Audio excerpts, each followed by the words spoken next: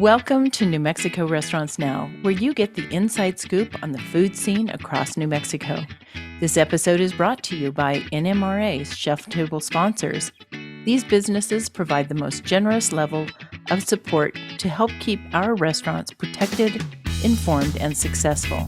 So thank you to Benny Keith Foods, the Food Industry Self-Insurance Fund, Heartland Payment Systems, Shamrock Foods, Cisco New Mexico, and U.S. Foods. We wouldn't be here without you.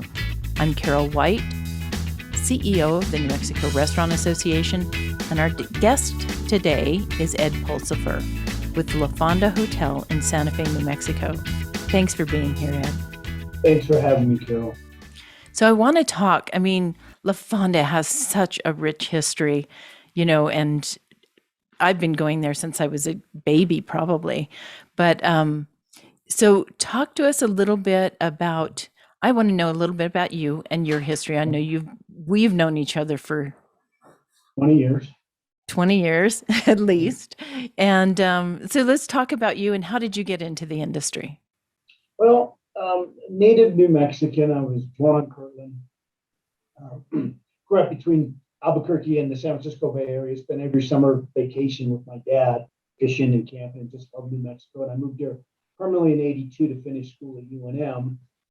Finished in '84, and I was trying to figure out what do you want to do.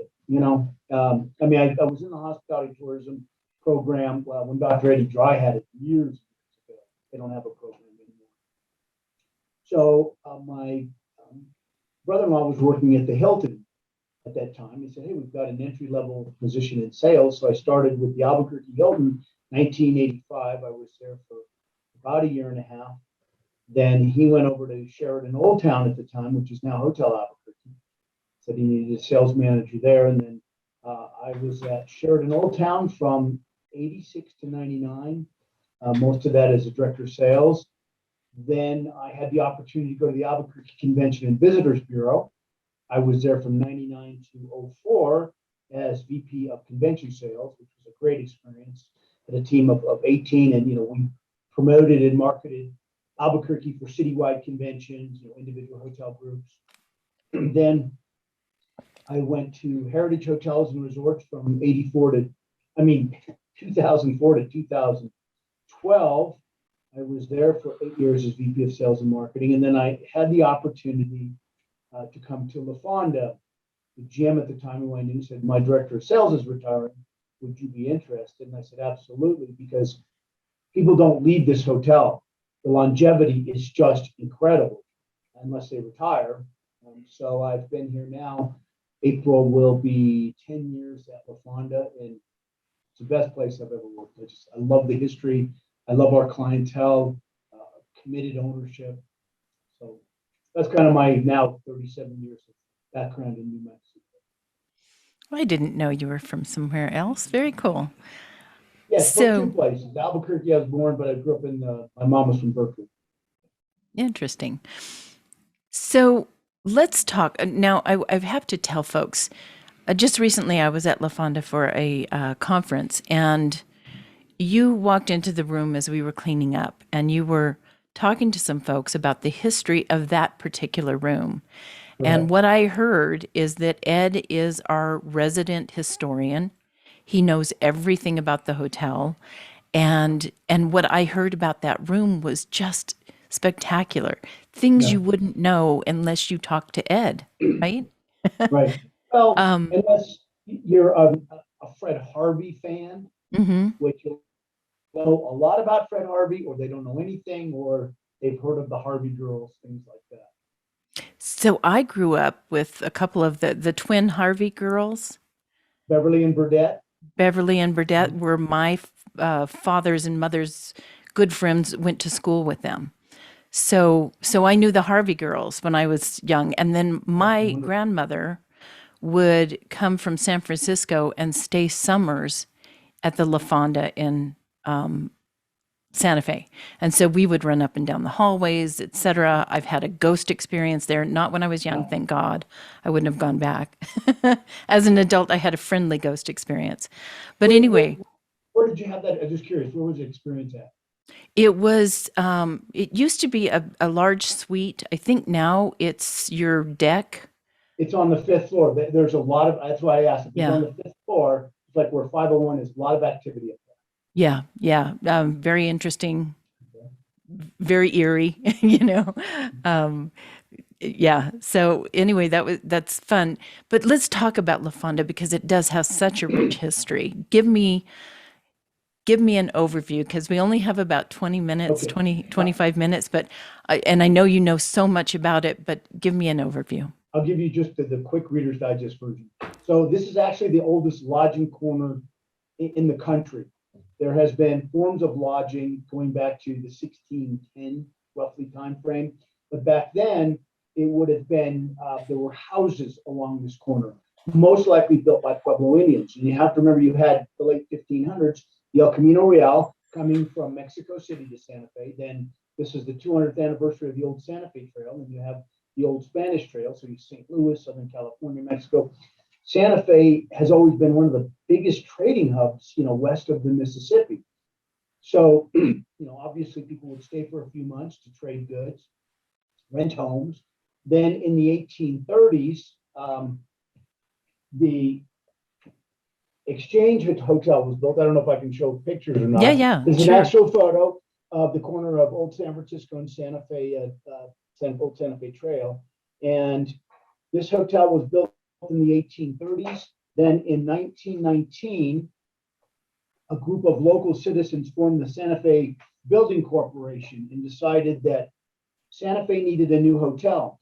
So they were hiring a company called Rapp and Hendrickson, Isaac Rapp out of Trinidad, Colorado. He did many projects in New Mexico, created the what you call Pueblo Revival style, did the New Mexico Museum of Fine Art in 1917. So this is really cool. This is just an incredible part of history. Somebody had this incredible idea. If you see here, this is a tank called a Mud Puppy from World War I. They brought it in by train to Santa Fe, and every time someone bought a $50 bond for the Santa Fe Citizens Building Corporation, this tank would drive into the Exchange Hotel. This is an actual photo of the tank driving into the hotel. So that's how they tore it down, and that's how they raised $200,000. 1919 to 1922, La Fonda is built, opens December 30th, 1922. Okay. Now, the hotel actually struggled the first couple of years it was open, went into receivership. 1925, the Atchison, Topeka, and Santa Fe Railway buys it. Why would a railroad buy a hotel? Well, because at that point in time, the Atchison, Topeka, and Santa Fe had already had a 40-year relationship with the Fred Harvey Company. Now, Fred Harvey came to the U.S. 1853. He was 17. He came from London. He came for opportunity, ended up in New York, and he worked at a fine dining restaurant called Smith and McNell's. This is 1873. Washed dishes, bus tables. He ended up becoming a line cook, which would have a major impact on his life in the hospitality industry in the United States. He actually ended up working for the Ashton Speak in Santa Fe, 1860s, 1870s, became a freight agent, which means he traveled all along the railroad selling freight transportation. Well, one thing that Fred Harvey realized was the dining experience was horrific. Carol, you'd stop every 100 miles, a station, a depot, a town. You had 30 minutes to eat. The food was terrible. If you didn't finish it, they would scrape it off the plate, put it on another plate for the next poor captive souls coming through. So Fred Harvey was way ahead of his time. He had this idea that he could create a fine dining experience in 30 minutes. Fresh beef, fresh poultry, fresh vegetables, fresh coffee. So he approached the Atchison, Topeka, and Santa Fe, and on a handshake deal, 1876, he opens the first Harvey House restaurant in this building in Topeka, Kansas. And the Atchison, Topeka provided the space for him. He got to keep the profits. They knew that the dining experience was so bad, it was affecting ridership. So he continues to grow very quickly. 1883, he realizes the level of the service was not at the same level of the dining experience because most of the servers were minorities. Many were African Americans. They still had to carry guns because it wasn't long after the Civil War. They didn't get a chance to provide good service.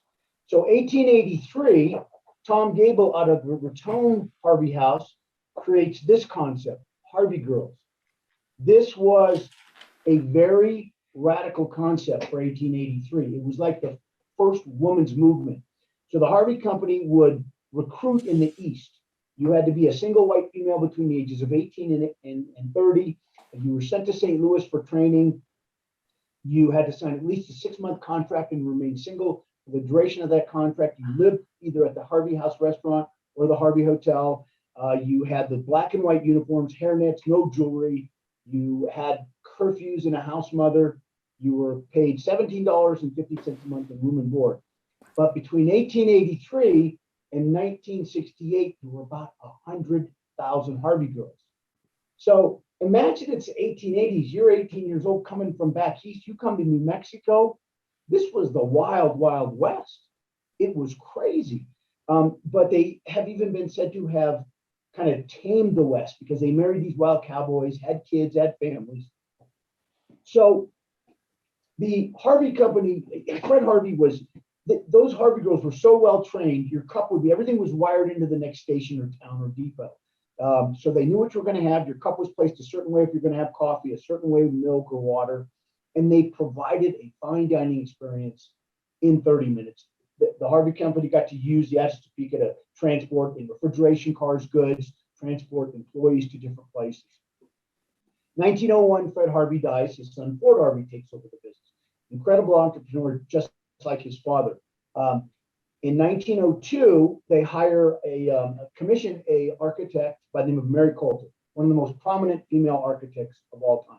She was originally a school teacher from Minnesota, became an architect, was commissioned to do her first project at the Alvarado Hotel in Albuquerque, 1902, to create the Indian Room, which the Harvey Company had incredible relations with Hopi, Navajo, Zuni. They would buy pottery, jewelry, rugs, sell them, even hiring Native Americans to do demonstrations. 1910, she becomes a permanent employee, split 50% between the Fred Harvey Company and 50% between the Chesapeake and Santa Fe. Everything around the Grand Canyon, Coulter created or touched in some way. El Tovar, Hopi House, Bright Angel Lodge, Desert Watchtower, Hermit's Rest, those were all Coulter projects. So between the Harvey Company, the Chesapeake and Santa Fe, and Coulter, they created hospitality and tourism. And in the mid-20s, when the Harvey Company was at its peak, Carol, it had over 80 Harvey House restaurants, 30 hotels, 7,000 employees. The Fred Harvey Company created the first brand of fine dining and the first brand of lodging. Most people, unless they know about it, because it's not taught in HRTM programs, and very little people know about it. But literally, the first brand of fine dining and the first brand of lodging. Hilton hadn't started yet. Disney, none of those had started yet. It was the Fred Harvey Company. So everything around, they were having tens of thousands of visitors going to the Grand Canyon every year. They wanted to try to push some of those people into other parts of New Mexico. So the Harvey Company was working on Indian detours, and this kind of comes into where I came into the Santa Fe room. Indian detours would take you on these 1 to 3 day Native American trips and just immerse you in Native American culture. You may go to Point Cliff, Bandelier, Chaco Canyon, Pueblo for a feast day. You would eat at a Harvey House restaurant and stay at Harvey hotels, depending on how long your excursion was. The tour guides were called couriers, highly educated women and highly trained in Native American history and culture. So you would, the Santa Fe room that I met you in, that was originally called the Indian Lecture Room. And the couriers would stand in those balconies above and lecture you on what you were going to go see on your Indian detour. Then this is a shot from 1926 in front of the hotel. These are called Harvey cars. They were custom-made Packards, Cadillacs. These are what would take you out on your Indian detour. And then this is a cool shot. This is 1926. Those are all Harvey cars in front of the Palace of the Governors and all Harvey employees. But I mean, I can keep going on. In the early, let's say 1900s, the Harvey Company was like they would use 3 million pounds of potatoes a year. And a million pounds of eggs. The amount of business that they were serving all along the country was just staggering, mind-boggling what they were doing, and the amount of food they were serving, the quality of the food. It was just an incredible part of history. So Ford Harvey arranged for the Axis Topeka and Santa Fe to buy this hotel in 1925. This was not a typical Harvey hotel. Most of them were all trackside. You got off the train, you went right to the Harvey House restaurant or the Harvey hotel, like the Alvarado in Albuquerque, Castaneda in Las Vegas, the El Ortiz, Lamy, El Navajo Gallup, which was torn down, or La Posada in Winslow, because they wanted La Fonda and Santa Fe to be the hub for Indian detours. So 1925, after 2 years of receivership, the Axis Topeka and Santa Fe buys the hotel, immediately leases it to the Fred Harvey Company. May of 1926, Indian Detours launches. November of 1926, Route 66 opens. The original road stopped right behind the hotel. Those two things had a major impact on Santa Fe in this hotel. Now, all of a sudden, there weren't enough hotel rooms. So 1926 to 29, La Fonda expands.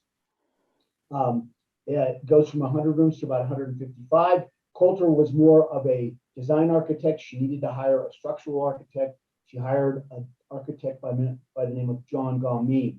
A lot of people in New Mexico know that name because John Galmeen had more impact on our architectural history than anybody. He came here in 1920 with tuberculosis. He was at Sunmount Sanatorium, very high end here. And this was his first major project that helped catapult his career. He was commissioned to do over 600 projects. He was a resident architect at the University of New Mexico from 32 to mid-50s when he retired. And he was very instrumental in the ordinances we now have on when you renovate historic buildings in Santa Fe.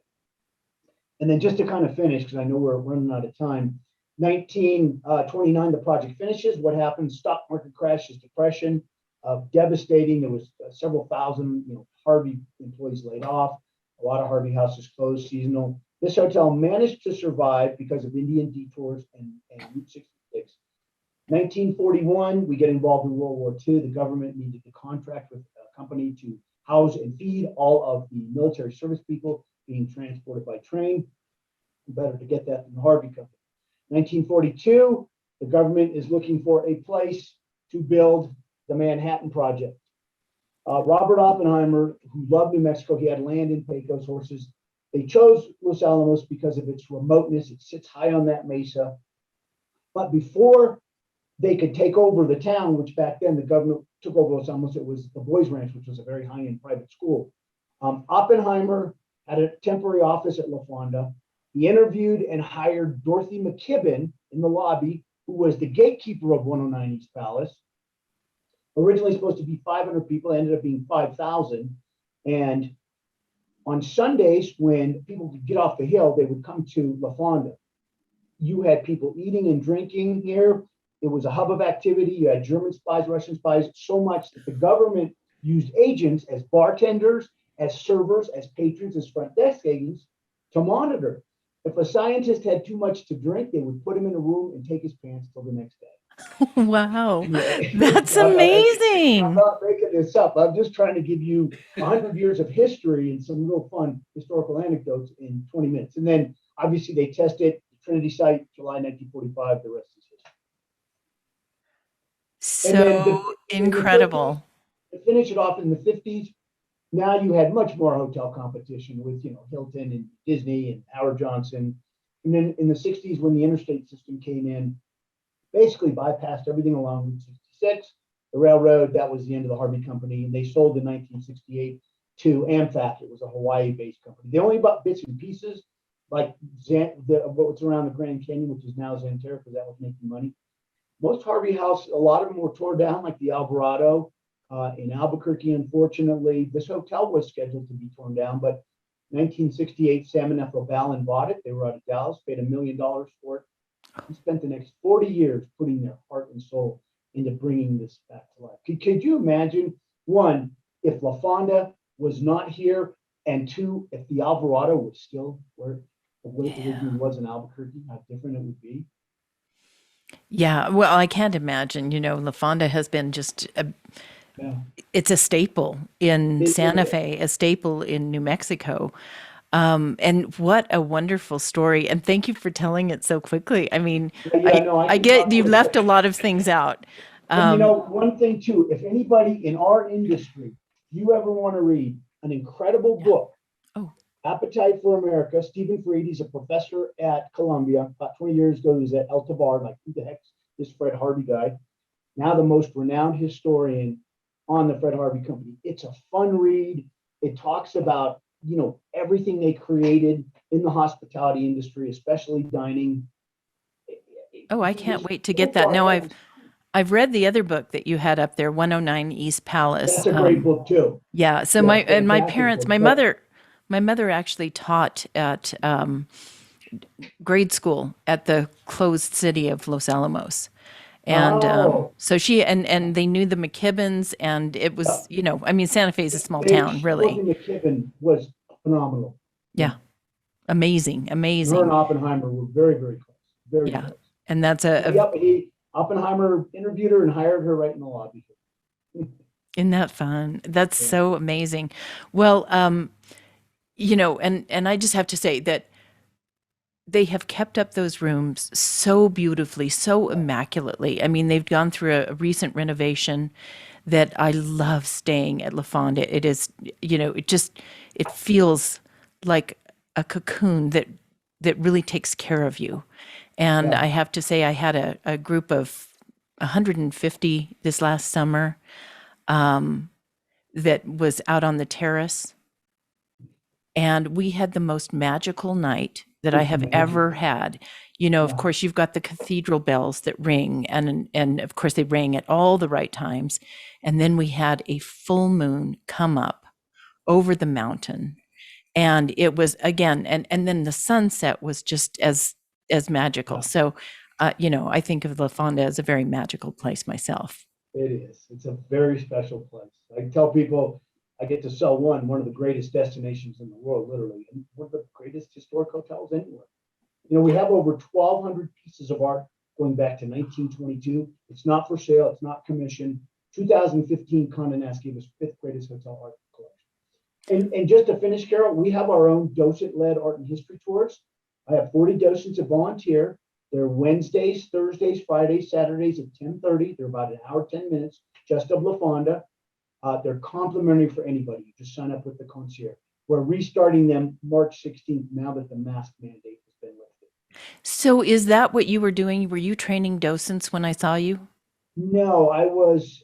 or were you touring I a was group? on. I was just on a site tour. I Okay. can't remember because I do so many different tours. But yeah, I started the docent program. We kicked it off in July of 15, and we do also private tours. So any organization out there, if you said, I got 10, 12, 20 people, I want to do a private tour, I can set that up based on your day, time, and schedule. I bring in two docents, a lead and a suite, because it gets busy here, for 10 to 12 people, and we can set up private tours, and they're all complimentary.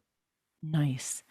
The And tours really, yeah, I have to say the artwork there is so spectacular. it There's is. that one painting that's by the elevator. Tony Abeta.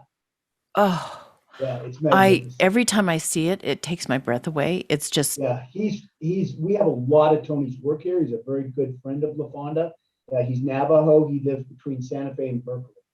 And in fact, we just had two pieces commissioned about 6 months ago that are in La Fiesta. These two beautiful horses when you walk in on the right, just magnificent. mm, so nice. Well, so talk to us about how do people get a hold of you for reservations, for docent tours, for everything else? Okay, our main phone number is 505-982-5511, 982-5511. And from there, there's different, depends where you want to go. You want to make a reservation at La Plaza, you want to make a room reservation, concierge. That main number takes you to, depending on what you want to do. You know, La Plazuela does not take breakfast or lunch, but it does take dinner reservations, and you can do that through Open Table. It's a very, very busy restaurant. But you can Just eat there for breakfast and lunch. They just don't take reservations, correct? right. Oh yeah, Okay, yeah. yeah.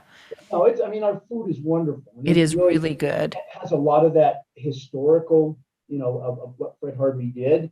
In fact, this is a picture of Conrad Allure. He was an actual chef for Kaiser Wilhelm II. And in 1929, the Harvey Company recruited him to come to be the executive chef at La Fonda. He was the executive chef here from 1929 to 1956. So he was executive chef for 27 years. Chef Lane Warner, Culinary Institute, Hyde Park, came out to New Mexico because he loves outdoors, hunting and fishing. He has been at La Fonda now for 28 years. So he is now the longest tenured chef. Well, and I knew the one in between there, which Maurice Deck was there for years and years. Maurice, exactly. Right. Maurice and Chef Lane are very close friends. Yes. Maurice actually brought Chef Lane here and mentored him. Maurice is just fantastic person. Yes. Well, it's so fun catching up with you, and this presentation, I can't wait to share it with folks. And so I've got goosebumps. Before we finish, this is our centennial year. We're Right. 100 years old this year. We've got things planned throughout the year. We have a centennial lecture series, different every month. You can go on our website and see. Like today, we actually have a lecture by Alan Steele. He just finished this book, Santa Fe's Fonda, The Old Inn at the End of the Trail. It's all about this corner, the history of this corner, and the history of La Fonda, the exchange in La Fonda. And all of our lectures are free. You don't even have to sign up. You just show up.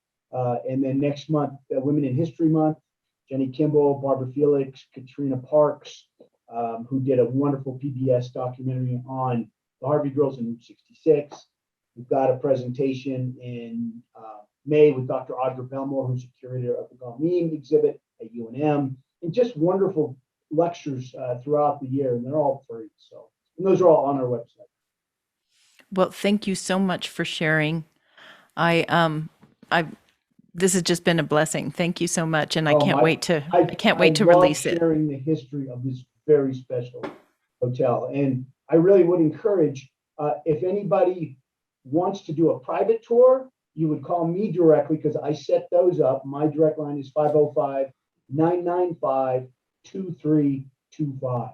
You can call me anytime, and if I have to call somebody today at a book club here in Santa Fe to set up a private tour. But it just gives people such a deeper appreciation of the history of this corner, the history of the hotel, Fred Harvey history, Mary Coulter history, John Galmeen history, Manhattan Project history, because it's all part of our history. Well, thank you, Ed, and I want to thank our generous sponsors: U.S. Foods, Cisco, New Mexico, Shamrock Foods, Heartland Payment Systems, the Food Industry Self-Insurance Fund, and Benny Keith Foods for their annual sponsorship of NMRA and its programs.